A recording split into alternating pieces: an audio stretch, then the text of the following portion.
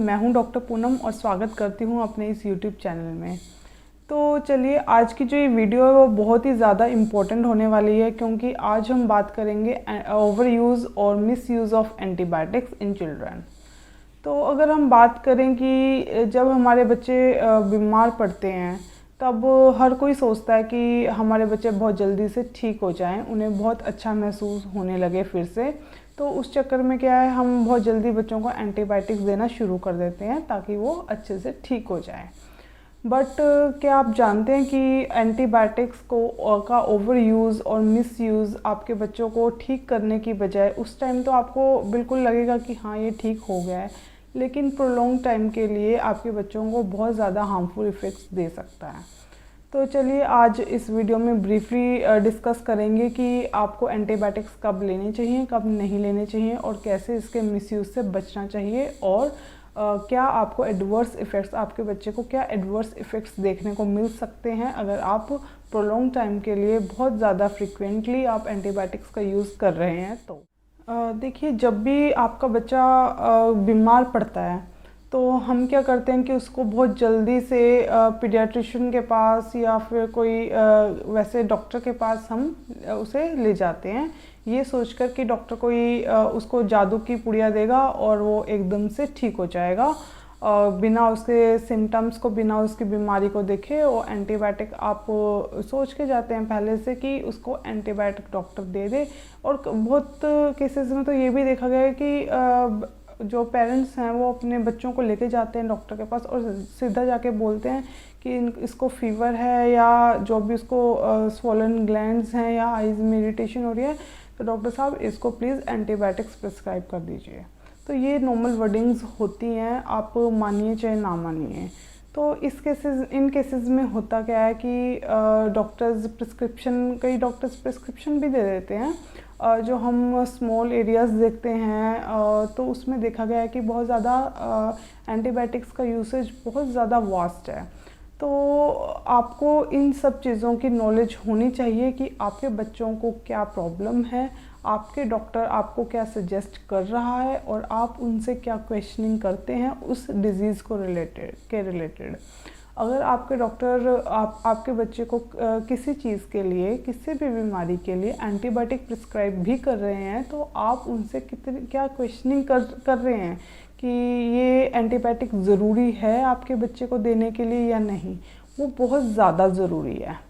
तो और उन पेरेंट्स के लिए भी ये चीज़ समझनी बहुत ज़रूरी है कि अगर आपके बच्चे को फीवर है, स्वॉलन ग्लैंड्स हैं, थोड़ा सा गले में खराश है, तो आपके बच्चे को एंटीबायोटिक्स की कोई ज़रूरत नहीं है। तो ये वीडियो आप अंत तक देखेंगे तो मैं आपको सारा कुछ पता लगेगा कि ये सब बातें मैं क्यों बोल रही हूँ। तो वीडियो को अंत तक ज़रूर देखिए। फर्स्ट ऑफ ऑल, तो जो बहुत कॉमन कॉज है चाइल्डहुड इलनेस का, वो है वायरल इन्फेक्शन। बहुत सारे केसेस में देखा गया है कि अगर बच्चे को थोड़ा सा फीवर आता है, थोड़ा सा गले में दर्द होता है या फिर ज़ुकाम, खांसी वगैरह होता है, तो वो वायरल इन्फेक्शन के रिलेटेड होता है। तो उन केसेस में अगर हम बच्चे को एंटीबायोटिक्स दे देते हैं तो वो कोई यूज़ की नहीं होती, बल्कि आपके जो बच्चा है उसके जो गट में हेल्दी बैक्टीरिया होगा, जो हमारे नॉर्मल गट होता है, हमारा जो स्टमक होता है ना, इंटेस्टाइन होता है, उसमें हेल्दी बैक्टीरियाज होते हैं जो कि हमारे बॉडी में इन्फेक्शन को लड़ने में बहुत ज़्यादा मदद करते हैं।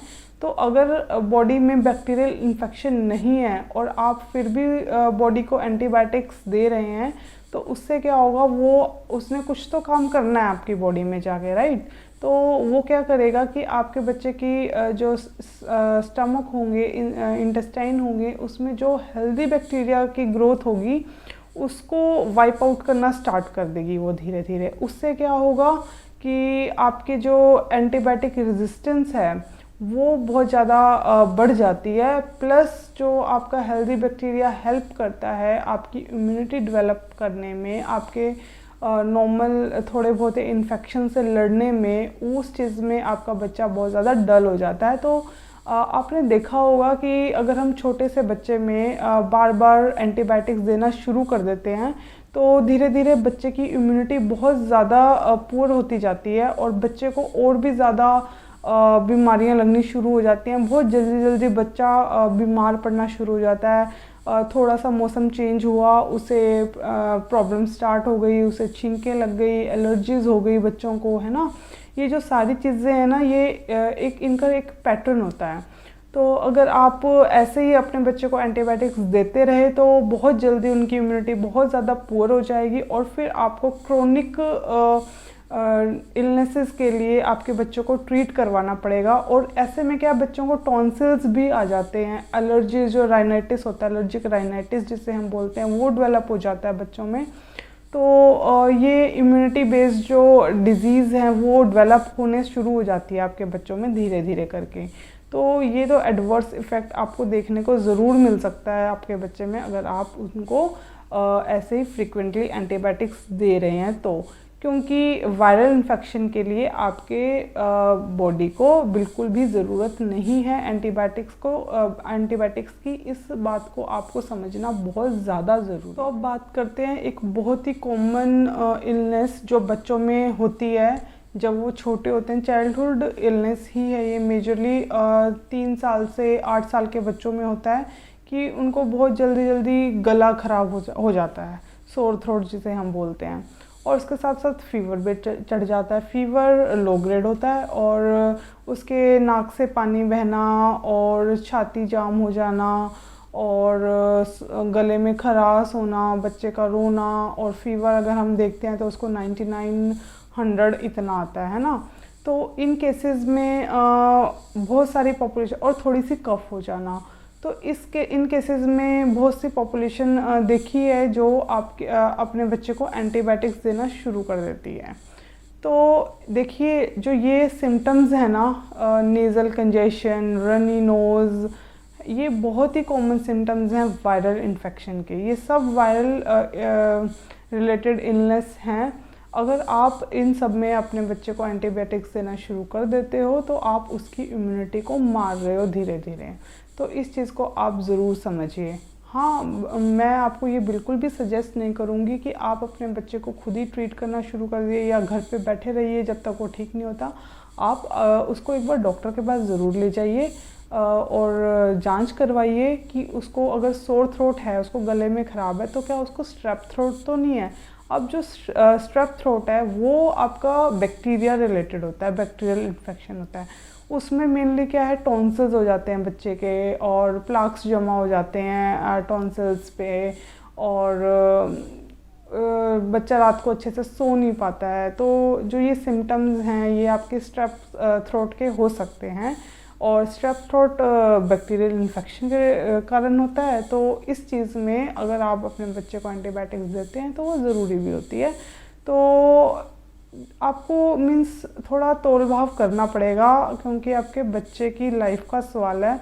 उसका पूरा आगे मतलब फ्यूचर डिपेंड करेगा कि वो कितना बीमार रहता है और कितना वो पुअरली डेवलप होता है, कितना अच्छे से डेवलप होता है। वो पूरा फ्यूचर उस पर डिपेंड करता है उसका। तो आपको थोड़ा सोच समझ के ये फ़ैसला लेना चाहिए कि आपको अपने बच्चे को एंटीबायोटिक्स कितनी जल्दी देनी है और क्यों देनी है। तो देखिए अब फ़ीवर की बात करते हैं।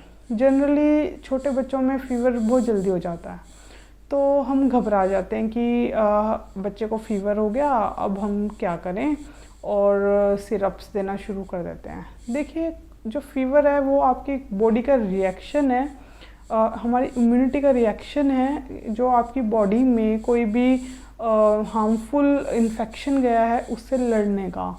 तो अच्छी बात है ये, आपकी बच्चे की इम्यूनिटी डेवलप हो रही है इससे, और बॉडी खुद लड़कर बैक्टीरिया को बाहर निकाल रही है। बैक्टीरिया हो या कोई भी इन्फेक्शन हो, मैं बैक्टीरिया का नाम नहीं लूँगी, कोई भी इन्फेक्शन हो तो उससे खुद फाइट कर रही है बच्चे की बॉडी।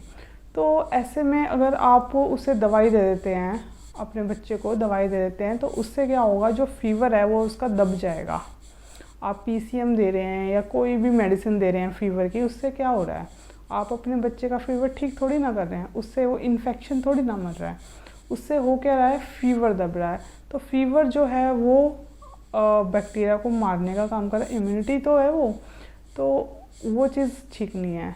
हाँ, बट इस चीज़ में भी आपको ये ध्यान रखना है कि फीवर जो होता है वो 100.4 फ़ारेनहाइट से अगर ऊपर जाता है तो आप अपने बच्चे को डॉक्टर के पास ज़रूर लेके जाइए। अगर 100 से नीचे फीवर है या 100 भी है तो आप उसको घर में ही उसकी केयर कीजिए, उसको रेस्ट दीजिए, उसको जो हम काढ़ा वगैरह देते हैं थोड़ा बहुत वो दीजिए, है ना।